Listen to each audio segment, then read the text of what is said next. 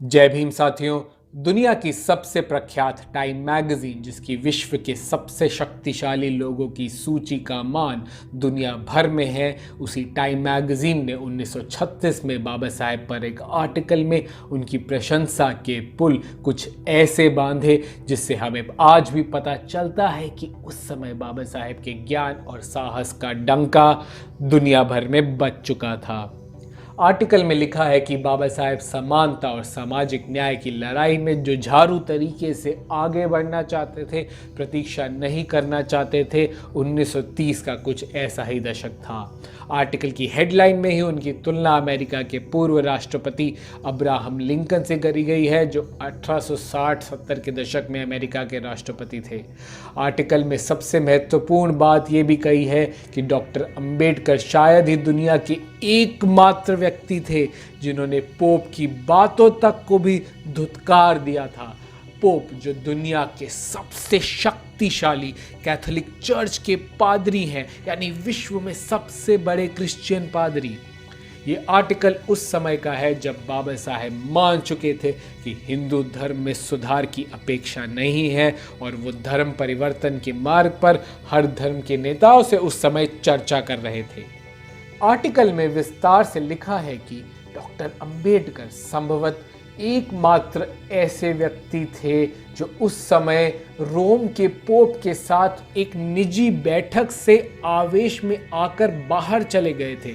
ऐसा कोई और व्यक्ति नहीं कर पाया था।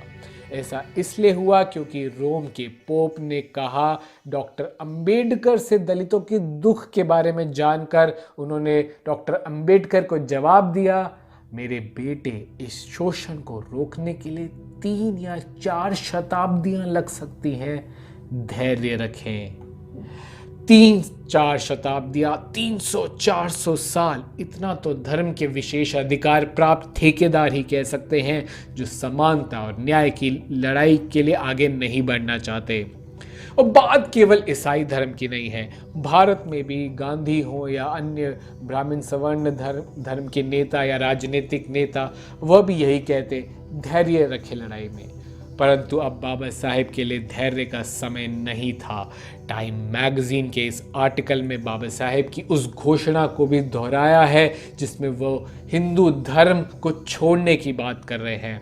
नासिक में 10,000 दलित व्यक्तियों को भीड़ को उन्होंने कहा, मेरा दुर्भाग्य था कि मैं अस्पृश्यता के कलंक के साथ पैदा हुआ, लेकिन ये मेरी गलती नहीं है। मैं हिंदू नहीं मरूंगा, ये मेरी शक्ति में है।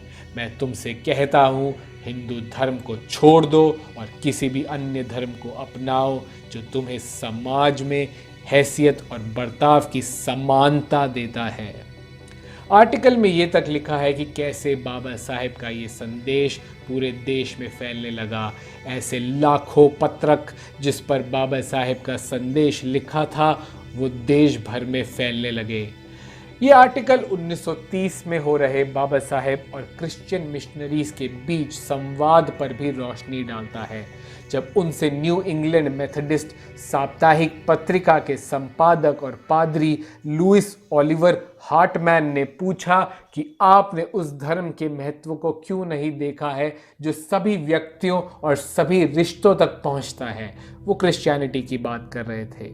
बाबा साहेब ने इसके जवाब में कहा, अगर आपका धर्म केवल निजी स्तर पर है और सामाजिक बुराइयों के खात्मे को नजरअंदाज करेगा तो मैं आपके साथ नहीं हूं। पर एडिटर हार्टमैन ये बताते हैं कि इंडिया के लिंकन, उन्होंने ही नाम दिया, बाबा साहेब ने आगे उनसे ये भी कहा कि हिंदू धर्म कोई धर्म नहीं है, ये एक बीमारी है। हम हिंदू धर्म में नहीं रहेंगे, पर किस धर्म में परिवर्तन करेंगे इस पर सोच विचार चल रहा है। अभी हम पूरी तरह तैयार नहीं हैं। हम सबको पता है अब कि बाबा साहेब ने आगे जाकर बौद्ध धर्म चुना।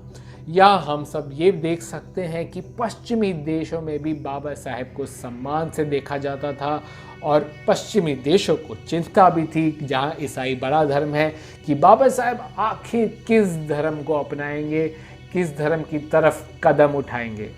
तो इस खास सूचना को, जो खास सूचना हम आपके लिए खास एक ऐतिहासिक किस्सा लाए हैं, जो ज़्यादा इसके बारे में नहीं पता है कि बाबा साहेब की लड़ाई में चाहे कितना भी व्यक्ति हो, कोई भी प्रख्यात व्यक्ति, पोप जैसा क्यों ना हो, उनकी भी वो नहीं सुन रहे थे, नहीं मानना चाहते थे। उनके लिए समानता और सामाजिक न्याय ही सबसे ज़्यादा ज़रूरी था उस लड़ाई के लिए। तो आप इस खास किस्से को सबके साथ ज़रूर शेयर करें, इस वीडियो को ज़्यादा से ज़्यादा शेयर बिल्कुल कीजिए।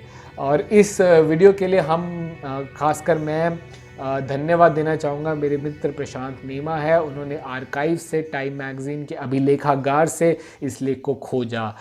तो आप वीडियो को सब्सक्राइब कीजिए, हमारे चैनल को माफ़ कीजिएगा, सब्सक्राइब कीजिए। द न्यूज़ बीक, द शूद्र अब द न्यूज़ बीक बन गया है, तो द न्यूज़ बीक को सब्सक्राइब कीजिए।